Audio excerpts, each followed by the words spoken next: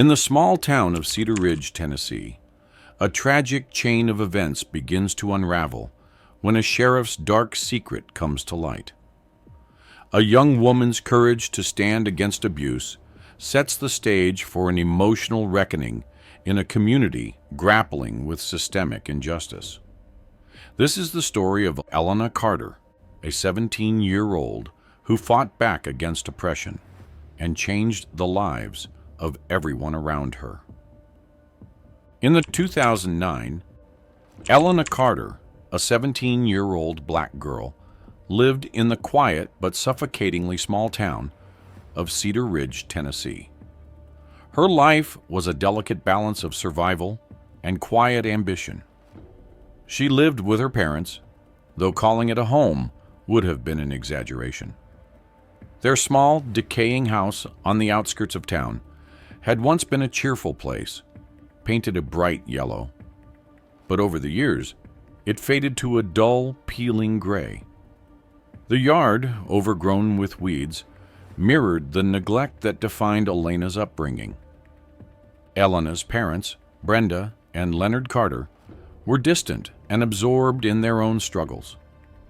Brenda, once a hopeful seamstress, had long since stopped dreaming and turned to alcohol to dull her sense of failure. Leonard, a former factory worker, spent most of his time at a nearby bar, nursing his bitterness over lost jobs and opportunities. Their neglect wasn't outright cruelty, but a tired indifference, leaving Elena to fend for herself emotionally and often financially. They saw her not as a beacon of hope, but as another burden in an already difficult life. Despite this, Elena held on to her dreams. She wanted to escape Cedar Ridge, go to college, and make something of herself. Her grades in high school were excellent, but without guidance or support, she had no idea how to navigate scholarships or applications. Instead, she took up odd jobs, cleaning houses, babysitting, and working at a small diner to save money, hoping that one day she might figure it out. Her life was lonely. She had no close friends, and the racial dynamics of Cedar Ridge only deepened her isolation. The town, with its deep-seated prejudices, saw Elena as invisible at best and a target at worst. Her loneliness was a quiet ache, one she pushed aside as she focused on surviving and dreaming of something better. Sheriff Robert Harlan had been an imposing figure in Cedar Ridge for nearly 2 decades. At 47, he was the town's law and order, his word almost gospel. To the public, Harlan was a model of authority, firm, disciplined, and committed to keeping the town safe. But beneath this facade was a darker truth. Harlan had a reputation that most dared not speak of openly. Rumors swirled about his temper, about women who left town after run-ins with him, and about the way his eyes lingered on vulnerable young girls. To the townspeople, these were whispers, easily dismissed as idle gossip. Harlan, after all, was the sheriff, the man who upheld the town's peace. What the town didn't see was Harlan's view of power. He didn't just enforce the law, he bent it to his will. He enjoyed control, and his ability to intimidate was as much a weapon as the gun at his hip. Harlan's authority had gone unchecked for years, and in a town like Cedar Ridge, no one dared challenge him. It was July 15th, 2009, a sweltering summer day when Harlan first took notice of Elena Carter. She had been walking home from her job at the diner, her uniform sticking to her back from the heat. Her path took her past the sheriff's office, where Harlan sat on the front steps, watching the street with his usual authoritative gaze. When his eyes landed on Elena, something shifted. To Harlan, Elena wasn't just another resident of Cedar Ridge. She was young, pretty, and isolated, an easy target. He began to find ways to cross paths with her. At first it seemed coincidental. He would show up at the diner during her shift, casually remarking on how hard she worked. Later, he would stop her on the street, asking if she felt safe walking home alone. To Elena, it felt strange, but she dismissed it as the sheriff doing his job. By August, Harlan's presence became more frequent and intrusive. He began visiting her parents' home under the pretense of checking in on the neighborhood. Her parents, indifferent and eager to avoid trouble, welcomed him without question. They never noticed the way his gaze lingered on their daughter, or how his tone changed when he spoke to her. For Elena, his presence became an oppressive shadow. The shift from casual to predatory was subtle but chilling. Harlan began offering her rides home from work, insisting it wasn't safe for her to walk alone. At first she hesitated, but his persistence and her fear of upsetting him wore her down. These car rides started with idle conversation, but over time, his questions grew personal. He asked about her family, her dreams, and her loneliness. He framed his inquiries as concern, but Elena felt a growing unease. It was on August 22nd, 2009, during one of these rides, that Harlan's intentions became unmistakable.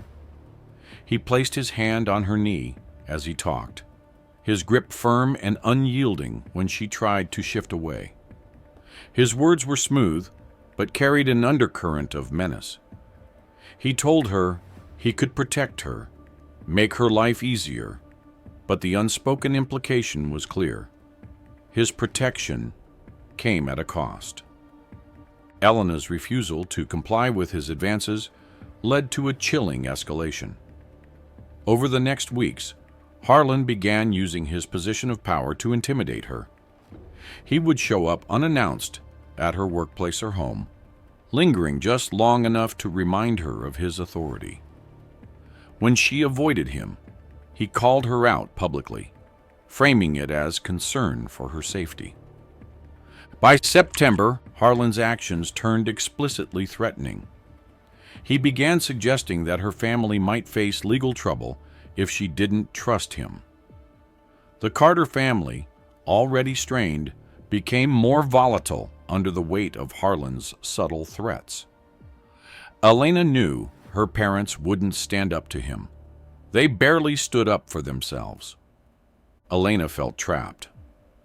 Her once bright dreams of escaping Cedar Ridge began to feel like a distant fantasy. She couldn't tell anyone. Her parents wouldn't care, and the townsfolk wouldn't believe her. The racial dynamics of Cedar Ridge only amplified her fear. She was a young black woman accusing the town's white sheriff. The odds felt insurmountable. Her nights were filled with restless sleep and nightmares of Harlan's looming figure. She began documenting everything in a small, battered notebook. The dates he visited, the things he said, the bruises she hid beneath her clothes. The act of writing became her lifeline, a way to hold on to some sense of control. But Harlan was always watching, always waiting, and Elena knew that each day she resisted, the danger grew. By October 15th, 2009, Elena Carter had reached her breaking point. The nights were the hardest. Alone in her room, she often lay awake, haunted by the weight of the sheriff's threats and the ever-growing dread in her chest. But the small flutter she began to feel one evening changed everything. At first, she dismissed it as nerves, but a visit to the town's clinic confirmed her deepest fear and her greatest hope. She was pregnant. The news was devastating and empowering at the same time. For days, she stared at the positive test result, her mind racing between panic and determination. The thought of her unborn child Being tied to Harlan filled her with anger and despair, but it also sparked a fierce resolve. She could no longer endure his control. Her child would not grow up in fear. She had to protect this life at all costs, even if it meant risking her own. Elena started documenting everything. The battered journal she had kept tucked under her mattress became her greatest weapon. She wrote every detail of her encounters with Harlan, describing his visits, the threats, and the way he manipulated her. Her handwriting was shaky, but the words carried the strength of someone desperate for justice. She hid the journal in a loose floorboard beneath her bed, checking it every night to ensure it was safe. In addition to her journal, Elena began quietly gathering physical evidence. She collected torn pieces of her clothing that bore the marks of Harlan's aggression, along with photographs of bruises on her arms and legs. She even kept a broken bracelet that had snapped during one of his violent outbursts. Each item felt like a piece of armor, something that could protect her when the time came. Her plan to expose Harlan took shape slowly but deliberately. She researched local laws at the town library, learning about the rights she had never been taught. She began discreetly asking questions to anyone who might know more about the sheriff's past, careful not to reveal her intentions. It was during one of these inquiries, on October 25th, 2009, that her plan began to unravel. A deputy she spoke with, oblivious to her vulnerability, casually mentioned her questions to Harlan. It was October 29th, 2009, when the storm finally broke. Elena had just returned home from work, the chill of the autumn evening seeping through her thin jacket. She sensed something was off as soon as she stepped through the door. The house was unnervingly quiet, her parents absent. She turned to close the door, and there he was, Sheriff Robert Harlan, standing in her small living room, his silhouette stark against the dim light of the single overhead bulb. Harlan's presence was suffocating. He knew everything: the questions, the evidence, the plan. Her fragile web of resistance had been torn apart. His voice was calm, almost casual, as he began speaking, but the undercurrent of menace was unmistakable. He accused her of betrayal, of trying to destroy him, and made it clear that there would be no escape for her. Elena tried to explain herself, but her words faltered under his glare. Her fear was palpable, but so was her anger. This time, she wasn't going to let him intimidate her. She stood her ground, her hands trembling but clenched at her sides.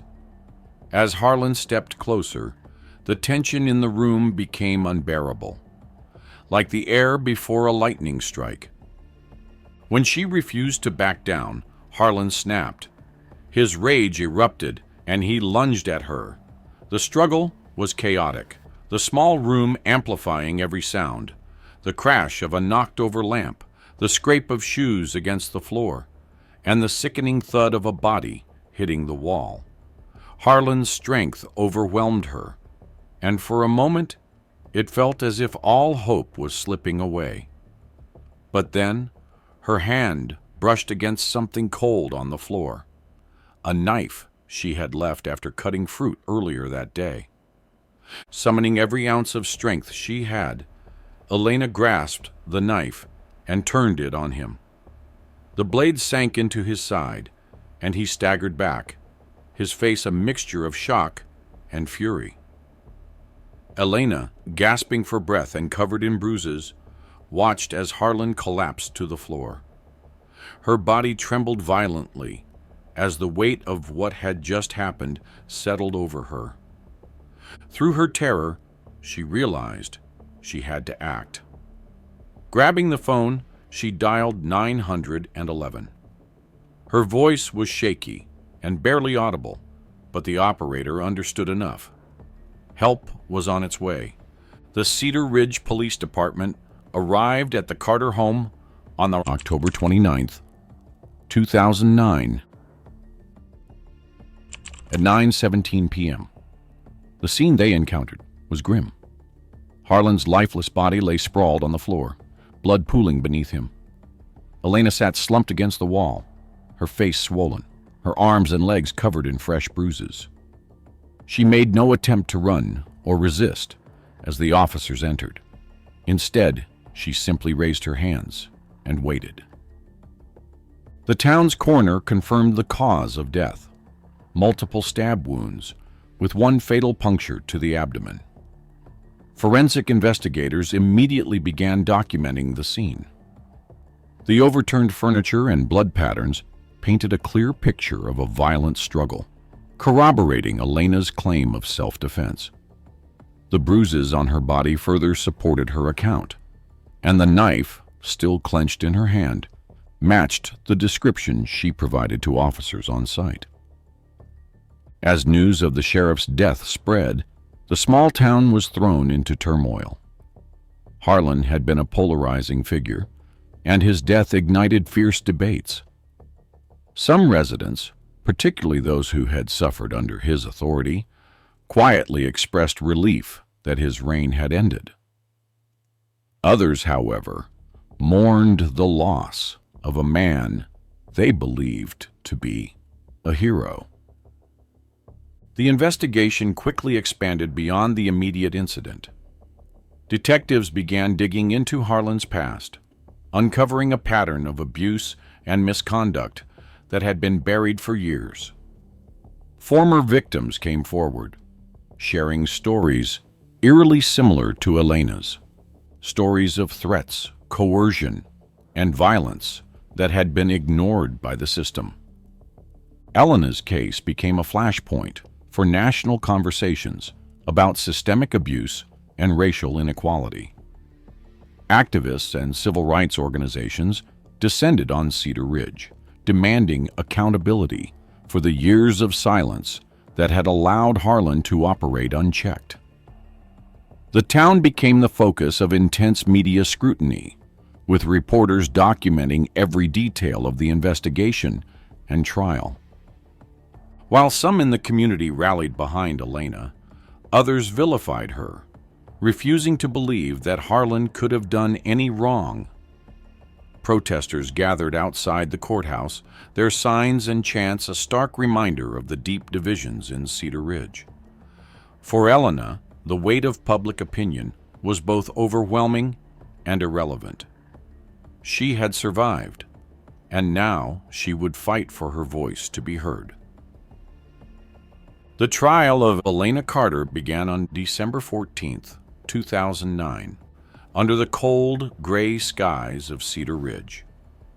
The courthouse, usually a quiet building where minor disputes and property cases were handled, became the epicenter of a storm. The streets outside were lined with protesters, their chants and signs reflecting a town torn in two. Some supported Elena, calling her brave and demanding justice for the years of abuse hidden in the shadows. Others mourned Sheriff Robert Harlan, labeling her a murderer who had taken a pillar of the community. Inside the courtroom, the atmosphere was suffocating. The walls seemed to close in as the trial began, every seat filled with reporters, locals, and supporters on both sides. Elena sat at the defense table, her hands folded tightly in her lap. She wore a modest dress, her face pale but resolute. Behind her, a small group of activists and supporters, mostly strangers, who had been drawn to her case, offered quiet encouragement with their presence. Her defense attorney, Margaret Vance, was a fiery advocate known for representing marginalized clients. She had taken the case pro bono, seeing it as not just a fight for Elena's freedom, but as a broader indictment of a broken system. Margaret was methodical, her every movement deliberate, as she prepared to dismantle the prosecution's narrative. The prosecution, led by Assistant District Attorney Charles Morton, was a sharp contrast. Morton was a seasoned attorney, a product of Cedar Ridge's old guard and a staunch defender of the town's institutions. He painted Elena as manipulative, suggesting that her actions were premeditated and driven by anger rather than fear. To Morton, the sheriff's status as a protector of the community was unquestionable, and he used every tool at his disposal to uphold Harlan's legacy. The trial was intense from the start. The prosecution opened with graphic details of Sheriff Harlan's death, emphasizing the multiple stab wounds and framing the violence as excessive. They called neighbors who testified about Harlan's concern for Elena, twisting his predatory behavior into an image of benevolence. Morton's arguments leaned heavily on character, portraying Harlan as a dedicated public servant whose only fault was caring too much. But Margaret Vance was prepared.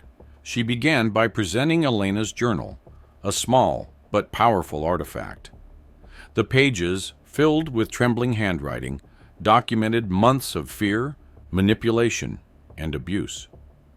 Forensic analysis verified the journal's authenticity, and its contents were devastating. The descriptions of bruises, torn clothing, and threats painted a vivid picture of a young woman cornered by someone who held unchecked power. Margaret then introduced the physical evidence. Photographs of Elena's injuries, taken the night of Harlan's death, were projected onto a screen for the jury. The bruises on her arms and neck, the scratches on her legs, and the swelling on her face told a story of violence that couldn't be ignored. Forensic experts testified about the defensive wounds on her body and the pattern of blood splatters in the Carter home, confirming that the struggle aligned with her account of self-defense. The most powerful moment came when former victims of Harlan took the stand. One by one, women who had left Cedar Ridge or remained silent for years found their voices. They spoke of threats, coercion, and the same predatory behavior Elena described.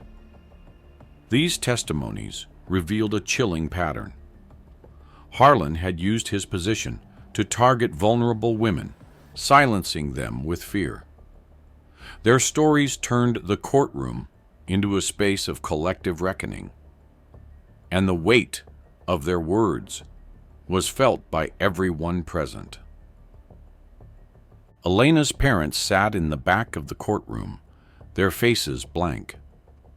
They had never been involved in her life in a meaningful way, and their presence now felt like an afterthought. Elena didn't look at them, focusing instead on the strangers who had become her support system. The emotional distance between them was a reminder of the isolation she had endured long before Harlan entered her life. Margaret's closing argument was a masterclass in empathy and logic. She didn't just argue for Elena's innocence. She framed the case as an indictment of the systems that had failed her. She spoke of how small towns often protect the powerful at the expense of the vulnerable, how silence enables abuse, and how Elena had shown incredible strength by fighting back. The jury listened intently, their expressions shifting as her words sank in. It was December 22nd, 2009, when the jury delivered their verdict. The room was silent. As the four-person stood, the tension almost unbearable. The words, "not guilty," echoed through the courtroom, breaking the silence like a thunderclap. For a moment, there was no reaction, just stunned stillness.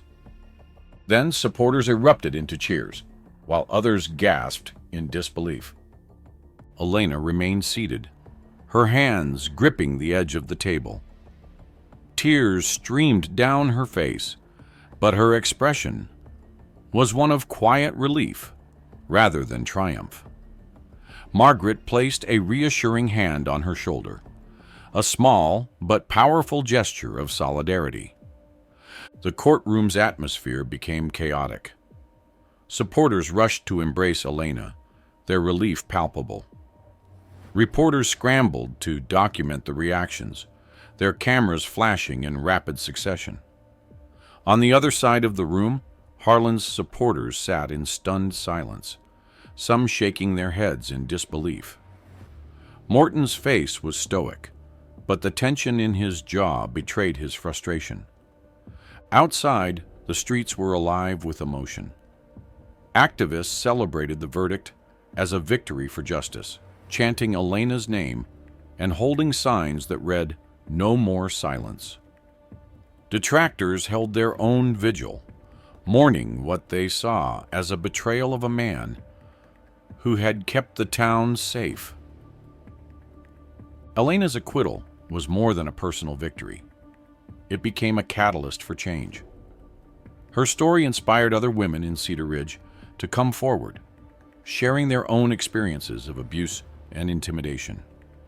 The town, once silent about its dark underbelly, was forced to confront the systemic failures that had allowed Harlan's behavior to persist for so long. National media picked up the story, framing Elena as a symbol of resilience and courage. Civil rights organizations used her case to push for reforms, demanding greater accountability for law enforcement and better protections for victims of abuse. For Elena, the verdict marked the end of one battle and the beginning of another. She left Cedar Ridge soon after the trial, determined to build a life free from the shadows of her past. But her story remained, a reminder that even in the face of overwhelming power, one voice can ignite change. By January 2010, just weeks after her acquittal, Elena Carter packed what little she owned into a battered suitcase. The once overwhelming relief of the trial's verdict had given way to an ache she couldn't ignore. Cedar Ridge was no longer her home. It had never been, not really. Every street, every familiar face, carried the weight of what had happened. She knew she had to leave, for herself, and for the life growing inside her. The bus station was quiet that morning. The air was heavy with frost, and the faint hum of the heater in the waiting room was the only sound. Elena sat alone, her hands resting on her belly, now showing the faintest curve of pregnancy. She thought about the town she was leaving behind, the memories she was taking with her. Cedar Ridge had scarred her, but it had also shaped her in ways she was just beginning to understand. It had taught her resilience, the strength to fight back, even when the odds were against her. Elena's destination was a nearby city, Knoxville, where she had found a modest place to stay through a women's shelter. The transition was daunting. The shelter was clean but impersonal, and the stories of the other women she met there were both heartbreaking and hauntingly familiar. Many, like her, had been victims of abuse. Their shared experiences created a bond stronger than words.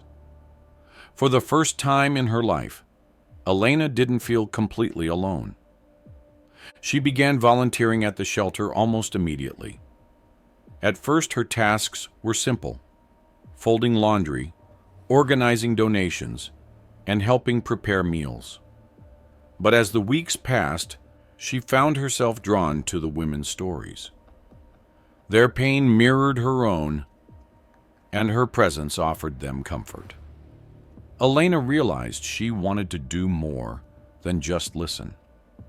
She wanted to help rebuild the lives of others, just as she was rebuilding her own.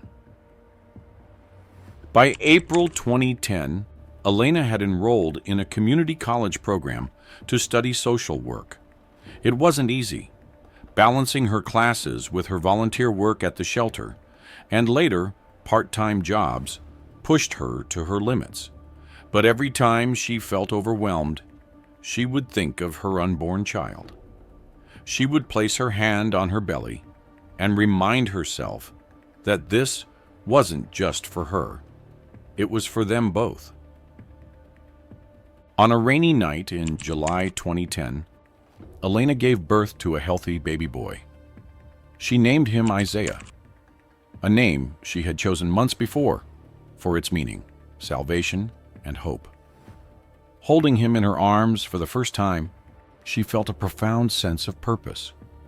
Isaiah was her light in the darkness, a symbol of everything she had fought for and everything she still hoped to achieve. The early days of motherhood were both exhausting and healing. Isaiah's cries filled the small apartment Elena had managed to secure with the help of the shelter's resources. She would often sit by the window late at night, rocking him to sleep while staring out at the city lights. Her thoughts would drift back to Cedar Ridge, not to the pain, but to the people who had supported her, the strangers who had believed in her innocence, and the women who had shared their own truths in court. Back in Cedar Ridge, Elena's departure left a void that couldn't be ignored. Her trial had sparked conversations that refused to fade, even in her absence. Local newspapers continued to publish stories about Sheriff Robert Harlan's abuses as more victims stepped forward. The weight of their testimonies forced the town to confront its complicity. Civic leaders, once staunch defenders of Harlan, began to shift their stance, pressured by public outcry. By late 2010, reforms were underway. The Cedar Ridge Police Department faced an independent review, uncovering years of misconduct that had been swept under the rug. Several officers resigned, unable to face the scrutiny, while others were fired outright. The department implemented new policies, including mandatory abuse training and oversight committees, to ensure no one else could wield power unchecked. Local schools and churches also began hosting discussions about domestic abuse and systemic inequality.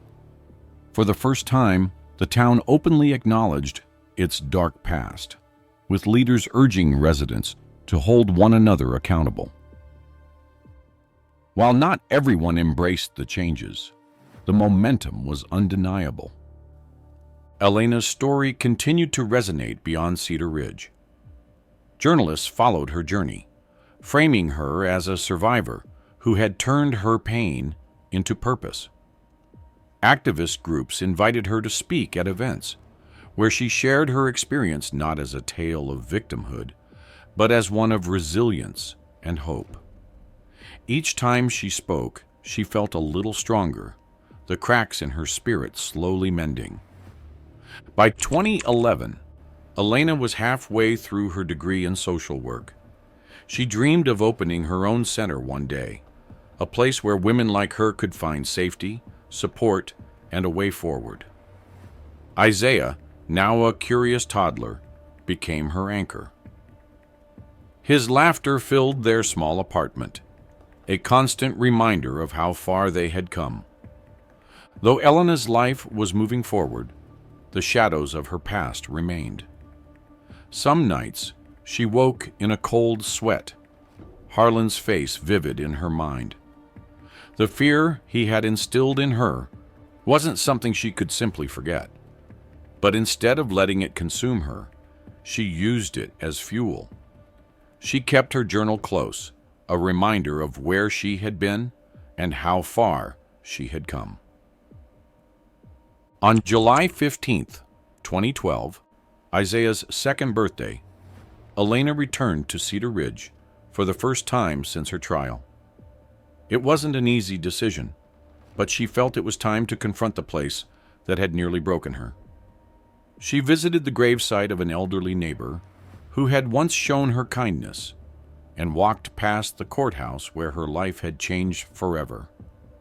The town was quieter now, less divided, but the scars of its history were still visible. As she stood in the town square, holding Isaiah's hand, she felt a sense of closure. Cedar Ridge no longer held power over her. She had reclaimed her life, and with it, her future. This is a beautiful story that shows how even a tragedy can change someone's life for the better. Make sure to check out other similar cases on our channel. Thank you for watching our video. See you in the next.